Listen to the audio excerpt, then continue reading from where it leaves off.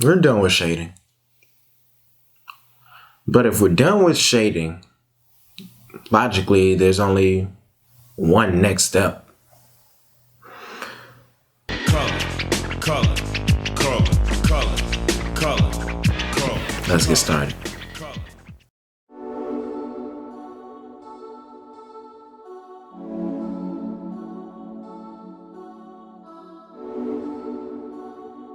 So this video is going to serve as our intro into everything colors. I'm making this because in future videos you're going to see me, or hear me rather, use different vocabulary, different terminology, and I just want to make this one so you get what I mean, so we get to understanding colors and how they work.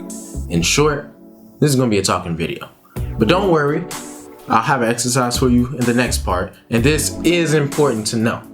So without further ado, let's get going with actually the first word you probably need to know, which I use interchangeably with color, and that is hue.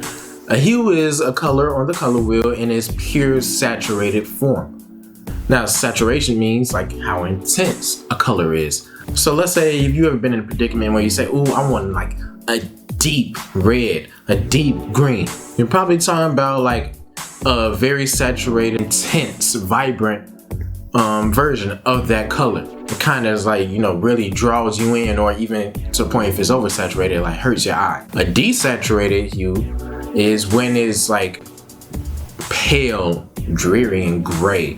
You want to cut down on the color. That's saturation. Other than saturation, different versions of a color also, like a main one is the value of a color. The value is how light or dark a hue is. With value, there's really two words you need to know, and that's tints and shades. A shade is darkening a hue. If you want, let's say, a forest green, an emerald green, those are shades of green. They are darkened. A tint is when you add white to a hue and lighten it. So let's say we're doing an exercise. I say, give me a hue off the color wheel. Let's say you say pink. No, pink is not a hue. It is a tint of red. Red is the hue. You add white to red, that's how you get pink. So pink is not a hue. There are other colors that we all love that's not on the color wheel because you need tints and shades to make it. So I realize I've just been saying color wheel this whole time without really explaining what it is or what it means. And that's because I just assume like we all know what it is. We all have seen a color wheel before. We know its purpose of displaying all the colors so you can see which color schemes you want to use, how they relate to one another. The two colors they lie in between, so you know how to mix them. The tricky part is there are like 3 different color wheels because there are 3 different color theories. Now, seeing how this is an art class, we're mainly going to be dealing with one, and yes, that's the one, the traditional color theory, the traditional color wheel. But it's important / helpful to know the other 2 because you use them more often than you think. And the first one would be additive color theory. Now, I don't expect you to say additive color theory the entire time, so for short, let's just call this the RGB color wheel. RGB meaning red, green, blue, because those are your primary colors. So you ever seen someone like answer the question, what are the primary colors? Or you see it listed as red, green, and blue, and people laugh and like, why'd they choose that? Because I'm a smart aleck. I always laugh and was like, well, they're not wrong, because they're not. When you're dealing with pigments, then yes, what we all know is true, the red, yellow, blue. But if you're dealing with lights and the light spectrum, aka the rainbow, then those primary colors are red, green, and blue. You use those to mix any other color, and when you combine them all, that makes a white light. This is how we know like red is the most intense color, because it's based on wavelengths and how our eyes process light and colors. So for example, with the traditional, we know red and yellow makes orange. We know that yellow blue makes green. But that doesn't apply to the RGB color wheel. Red and green makes yellow. Green and blue makes cyan, and blue and red makes magenta. I know it sounds weird, especially with the red and green, but I can prove it. So let's test out the RGB color theory. As you can see, we have a white styrofoam ball, a white piece of paper, and we have a white light put on it. Let's give it some color. Now I told you that the three primary colors are red, green, and blue. So let's give it put some red in there. Now I also told you that red and green makes yellow when it comes to light. So I'm not sure how well that's gonna show up on camera. It sucks. If we're ever in person, I'll do this with you all too. But that piece of paper and the middle streak between the red and the green is very yellow, like a golden yellow in person. But those aren't the only two primary colors. If red and green makes yellow, red and blue makes magenta. Now, okay, I can already see that showing up much better. Now let's see what the final combination of blue and green should give us cyan. Let's see. There you have it. This is a totally different color wheel, totally different color theory than our traditional red, yellow, blue. They abide by totally different rules. The primary is red, green, blue. Secondary are cyan, yellow, magenta.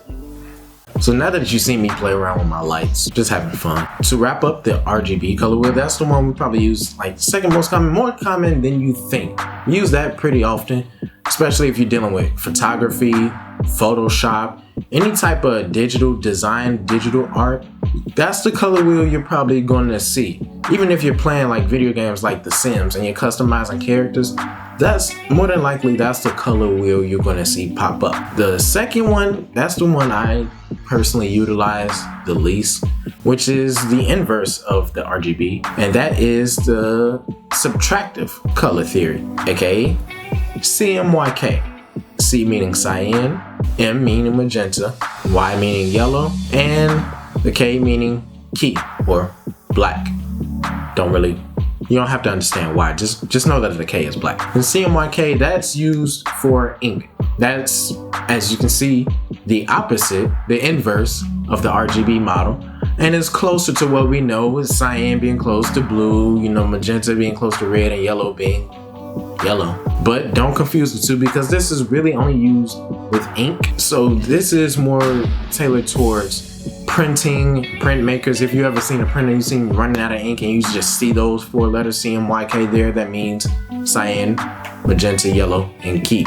If you ever take a class, printmaking, screen printing, anything working with ink, that's the one you want to study, that's the one you want to use.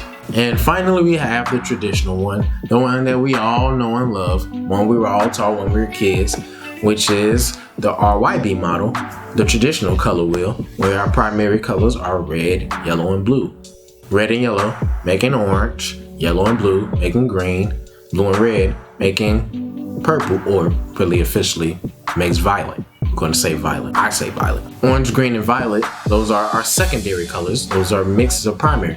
And then after that, we have tertiary colors where we mix primary and secondary. Now, all of that is important to know because you need to know what color you really want to use and how they mix, and with color schemes. So let's say one of the simplest ones is complementary colors. You want to know what colors are opposite of each other on the color wheel.